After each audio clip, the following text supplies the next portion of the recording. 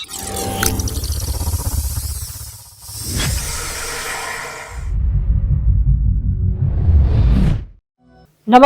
छिटो post news हेरेर बस्नुभएका सम्पूर्ण दर्शकहरूलाई हार्दिक स्वागत छ।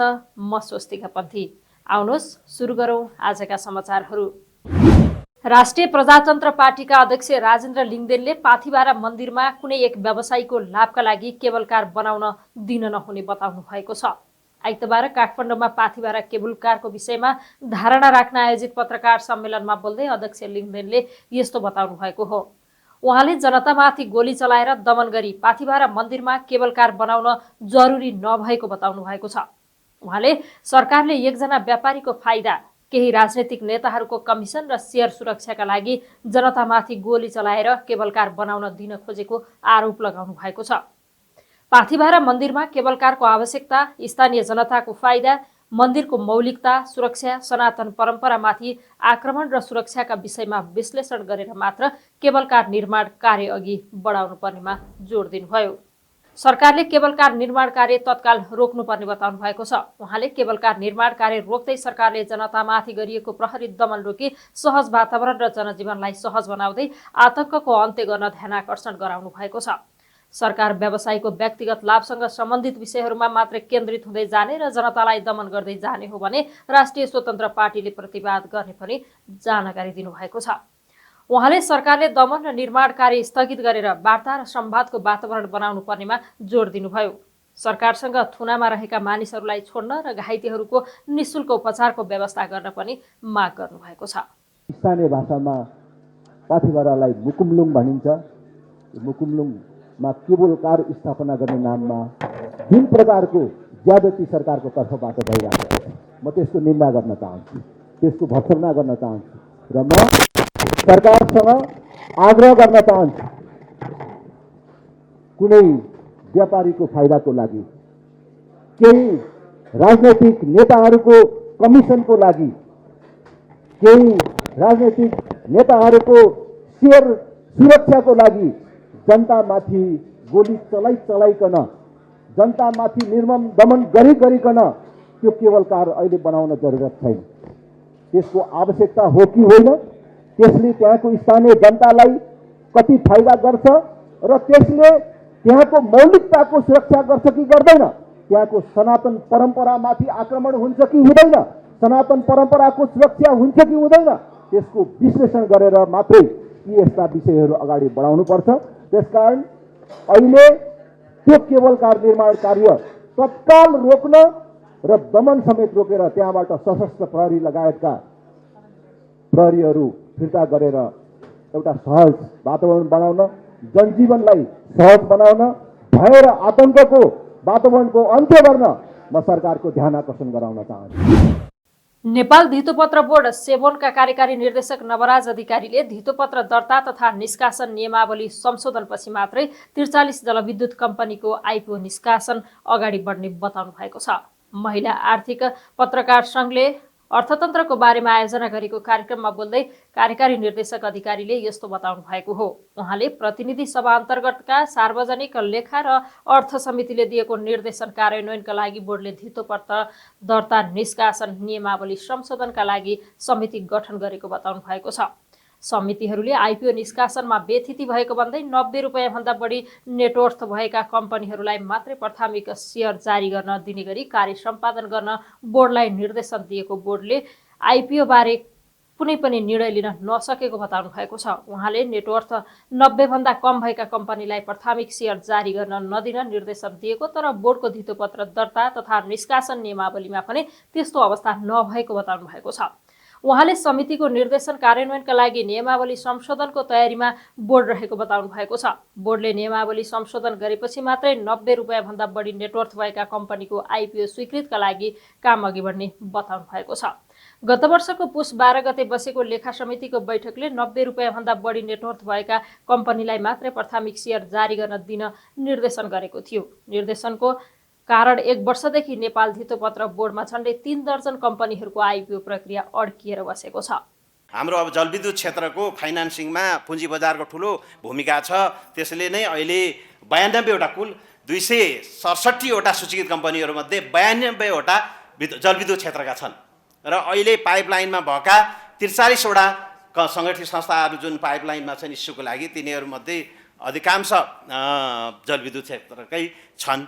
अब यहाँ अलिकति रोकिराखेको कुराहरू आयो, यो कुराहरू क्लियर गरिदिनै पर्छ। अब म बोर्डको भएको हुनाले, बोर्डको एउटा प्रतिनिधि यहाँ उपस्थित भएको हुनाले फेरि किन भइरहेको छैन भन्ने कुरा, अब यस सन्दर्भमा विगतमा भएका जुन कार्यहरू अलि केही त्यसलाई क्वेसन र विभिन्न किसिमको उसमा आइराखेको कुराहरूले गर्दाखेरि सार्वजनिक लेखा समिति, अर्थ समिति र अन्य क्षेत्रहरूबाट पनि कन्सर्न देखाइराखेको, वाचडगहरूले कन्सर्न देखाउँदा र केही निर्देशन समेत जारी हुँदाखेरि ती निर्देशन अनुसार केही कानुनी सुधारको आवश्यकता भएको हुनाले, त्यो कानुनी नियमावलीमा सुधार गर्नुपर्ने अवस्था भएको हुनाले नियमावली सुधार गर्ने कुराहरू अगाडि बढिराखेको छ र नियमावली सुधार भइसकेपछि ती रोकिएका पाइपलाइनमा भएका कुराहरू अगाडि बढ्छन् भन्ने कुरा यहाँ मैले बोर्डको तर्फबाट यहाँ राख्न चाहेँ। त्यो अब 90का कुरा, नेटवर्थ 90 भएकोलाई, त्यहाँभन्दा बढी भएकोलाई मात्र दिने कुरा, यी सबै नियमावलीमा छैनन्। यी निर्देशन कम्पिटेन्ट अथोरिटीबाट आयो, त्यसपछि हामीले त्यो अनुसार सुधार गर्नु पर्यो। त्यो सुधार भएपछि अनि जान सक्ने अवस्था भएको हुनाले उता निर्देशन आएछ, त्यही निर्देशन हामीलाई फाइनल हुँदैन। हाम्रो नियमावलीमा संशोधन हुनु पर्यो, हाम्रो नियमावली संशोधनको प्रोसेसमा छ। त्यो एउटा समिति बनेर काम अगाडि बढिरहेछ, त्यो भएपछि ती कुराहरू अगाडि बढ्छन् भन्ने कुरा म क्लियर गर्न चाहन्छु। कम्प्युटर एसोसिएसन नेपाल क्यानको आयोजनामा क्यान इन्फोटेक 2025 माघ 24 गतेबाट काठमाडौँमा हुने भएको छ। आइतबार क्यानले पत्रकार सम्मेलन गरेर यसबारे जानकारी दिएको हो। पत्रकार सम्मेलनमा बोल्दै क्यानका महासचिव चन्द्रविलास बुर्तेलले क्यान इन्फोटेक 2025 काठमाडौँको भिरकुटी मण्डपमा माघ 24 गतेदेखि 28 गतेसम्म हुने बताउनु भएको छ। उहाँले सूचना तथा सञ्चार प्रविधि क्षेत्रमा विकास भएका नयाँ नयाँ प्रविधि प्रदर्शनी तथा यस क्षेत्रको विकासका लागि आवश्यक नीति, रणनीति तथा कानुन संरचना निर्माणका लागि सार्थक अन्तर्क्रिया गर्ने उद्देश्य रहेको बताउनु भएको छ।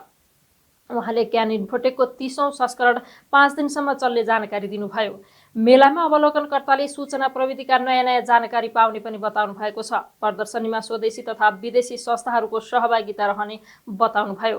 हालसम्म 90% स्टल बुकिङ भइसकेको छ। 3.5 लाखले प्रदर्शनी अवलोकन गर्ने अपेक्षा गरिएको छ। उहाँले सर्वसाधारणको लागि इन्फोटेकमा प्रवेश शुल्क 100 र विद्यार्थीका लागि 50 रुपियाँ तोकेको पनि बताउनुभयो। ज्येष्ठ नागरिक, फरक क्षमता भएका र 10 वर्ष मुनिका बालबालिका तथा सरकारी सामुदायिक विद्यालयको सिफारिसमा सामूहिक अवलोकनमा आउने अवलोकनकर्ताहरूका लागि निःशुल्क प्रवेशको व्यवस्था मिलाइएको छ। कम्प्युटर एसोसिएसन नेपाल क्यान महासङ्घले यो वर्ष क्यान इन्फोटेक 2025 मिति 2081 साल माघ 24 गतेदेखि 28 गतेसम्म काठमाडौँको भिरकुटी मण्डप परिसरमा आयोजना गर्दैछ। सूचना तथा सञ्चार प्रविधि क्षेत्रमा विकास भएका नयाँ नयाँ प्रविधि प्रदर्शनी तथा यसको क्षेत्रको विकासका लागि आवश्यक नीति, रणनीति तथा कानुनी संरचना निर्माणका निम्ति सार्थक अन्तर्क्रिया गर्ने उद्देश्यले वर्षेनी आयोजना हुँदै आएको यो क्यान इन्फोटेकको 30औं संस्करण हो, जुन 5 दिनसम्म चल्नेछ। 30औं क्यान इन्फोटेकको शीर्ष प्रायोजन एचएमसी हिक्सेनी र सहप्रायोजन मर्केन्टाइल अफिस सिस्टमले गरेका छन्। यसैगरी एचएमसी हिक्सेनी CAN infotech 2025 in association with mercantile office system को गोल्ड स्पोन्सरमा नेबुला मोबिलिटी प्रणाली गोगोरो रहेको छ भने सिल्भर स्पोन्सरमा यस पावर बिपी प्रणाली र अनलिमिटेड टेक्नोलोजी ज्याप रहेका छन्। प्रदर्शनीको टिकटिङ पार्टनरमा टिकट सञ्जाल, इन्टरनेट पार्टनरमा वर्ल्ड लिङ्क कम्युनिकेसन, एसएमएस पार्टनरमा जानकी टेक्नोलोजी, डिजिटल एड्रेस पार्टनरमा एड्रेस ग्राफ नेपाल प्रणाली कता हो, इनर्जी पार्टनरमा एक्जिबिसन लाइट हाउस र सीसीटीभी पार्टनरमा चाहिँ हामीले गर्दै नै छौँ। उप प्रधानमन्त्री एवं अर्थमन्त्री विष्णु पौडेलले निर्माण व्यवसायीलाई सरकारले अघिल्लो वर्षको भुक्तानी दिइसकेको बताउनु भएको छ। महिला आर्थिक पत्रकार संघ फेजाले अर्थतन्त्रको बारेमा आयोजना गरेको कार्यक्रममा अर्थमन्त्री पौडेलले अघिल्लो सरकारले भुक्तानी दायित्व बोकाएको दायित्व सबै वर्तमान सरकारले पूरा गरेको बताउनु भएको हो। उहाँले अघिल्लो वर्षको दायित्व चालु आर्थिक वर्षको बजेट मार्फत भुक्तानी गर्नुपर्दा केही समय अप्ठ्यारो परे पनि अहिले अर्थ मन्त्रालयले त्यो दायित्व बेहोरेर अघि बढेको बताउनु भएको छ। उहाँले अब निर्माण व्यवसायीको कानुन बमोजिमको बिल भुक्तानी सहज रूपमा दिन सक्ने अवस्थामा सरकार पुगेको बताउनु भएको छ। सरकारले निर्माण व्यवसायीहरूले कानुन सम्मत रूपमा दाबी गरेको भुक्तानी नरोकेको उल्लेख गर्नुभयो। अर्थमन्त्री पौडेलले अघिल्लो वर्षको भुक्तानी सकेर विधिपूर्वक भुक्तानीका लागि आएका दाबीलाई सहज रूपमा निर्माण व्यवसायीहरूले पाउने अवस्था आएको बताउनु भएको छ। उहाँले भुक्तानी दायित्वबाट सरकार बाहिर निस्किएको भन्दै अब निर्माण व्यवसायीहरूले भुक्तानी नपाएको गुनासो गर्नु सान्दर्भिक नदेखिने बताउनु भएको छ। सरकारले निर्माण व्यवसायीहरूले विधिपूर्वक गरेको दाबी भुक्तानी बाँकी नभएको र दाबी भए बाँकी नराख्ने प्रतिबद्धता पनि जनाउनु भएको छ। बैंकहरूको महत्त्वपूर्ण हिस्सा घर जग्गा व्यवसायमा लगानी भएको बताउनुभयो। उहाँले घर जग्गा कारोबार चलायमान हुन नसक्दा समग्र अर्थतन्त्रमा परेको उल्लेख गर्नुभएको छ। उहाँले मापदण्ड पूरा गरेर नै बैंकहरूले घर जग्गामा लगानी गरेको भन्दै घर जग्गा कारोबार गर्ने व्यवसायीहरूलाई मात्रै गाली गरेर अर्थतन्त्रको सुधारको जिम्मेवारी पूरा हुन नसक्ने बताउनु भएको छ। उहाँले घर जग्गा कारोबारमा भएको समस्या समाधान निजी क्षेत्र र सरकारको साझा विषय भएकोले सबै मिलेर समाधान गर्न जरुरी भएको उल्लेख गर्नु भएको छ। सरकारले अर्थतन्त्रलाई चलायमान बनाउनका लागि अध्यादेश ल्याएको जिकिर गर्नुभएको छ। उहाँले अध्यादेश मार्फत लगानीको वातावरण सहजीकरण गरेको उल्लेख गर्नुभयो। सरकारले अध्यादेश मार्फत गरेको नीति परिमार्जनले निजी क्षेत्रको आत्मबल बढेको दाबी पनि उहाँको छ। सरकारले पुँजीगत खर्च वृद्धि गर्ने आवश्यकता रहेको र त्यही अनुसार सरकारले योजना बनाइरहेको पनि उहाँको जिकिर छ। बारम्बार उठ्ने गरेका छन्। म आज बहुत स्पष्ट भाषामा भन्न चाहन्छु, निर्माण व्यवसायहरूको भुक्तानी, गत वर्षको भुक्तानी एउटा उल्लेखनीय आकारमा गत वर्ष सृजित भुक्तानी बाँकी थियो। यो सरकार बन्दा नै गत वर्षको भुक्तानी दायित्व सहित त्यो भुक्तानी दायित्व समेत यो सरकारको काँधमा थियो। गत वर्ष सम्पन्न भएको काम, गत वर्ष भुक्तानी हुनुपर्ने दायित्व यो वर्ष सरेर आएको थियो। त्यो सानो आकार भएन ठुलै आकारमा सरेर आएको थियो। त्यसले गर्दा यो भुक्तानी दायित्वको बन्दोबस्त त्यो व्यवस्थापन गर्ने सिलसिलामा सरकारले विभिन्न पूर्वाधार विकाससँग सम्बद्ध मन्त्रालयहरूले, भौतिक योजना मन्त्रालय, शहरी विकास मन्त्रालय, स्वास्थ्य मन्त्रालय, खानेपानी मन्त्रालय, सिंचाई जलस्रोत मन्त्रालय, यी यावत मन्त्रालयहरूले र सँगसँगै अर्थ मन्त्रालयले यसमा सिरियसली गृह कार्य गरेको हो र कानुनसम्मत ढङ्गले दाबी गरेको भुक्तानी जो दाबी गरेको रकम चाहिँ भुक्तानी हुँदै आएको हो। आजको बिन्दुमा आइपुग्दा हामी करिब अघिल्लो वर्षको भुक्तानी सकेर अब चाहिँ कसैले चाहिँ रीतपूर्वक भुक्तानी माग्छ भने उसले सहज ढङ्गले भुक्तानी पाउने, भुक्तानी दिन सकिने त्यो अवस्थामा आइसकेका छन्। स्वतन्त्र ऊर्जा उत्पादकहरूको संस्था नेपाल इम्पानका अध्यक्ष गणेश कार्कीले नेपालले जलविद्युत कार्बन व्यापारबाट वार्षिक 1 करोड बढीको डलर व्यापार गर्न सक्ने बताउनु भएको छ। इम्पानले शुक्रबार काठमाडौँमा आयोजना गरेको नेपालको जलविद्युत हरित मुद्रीकरण विषय अन्तर्क्रिया कार्यक्रममा बोल्दै अध्यक्ष कार्कीले यस्तो बताउनु भएको हो। उहाँले नेपालमा 3500 मेगावाट विद्युत उत्पादन गरेको र त्यसबाट उत्पादन भएको कार्बनको व्यापार गर्दा वार्षिक रूपमा 1 करोड डलर आउने बताउनु भएको छ।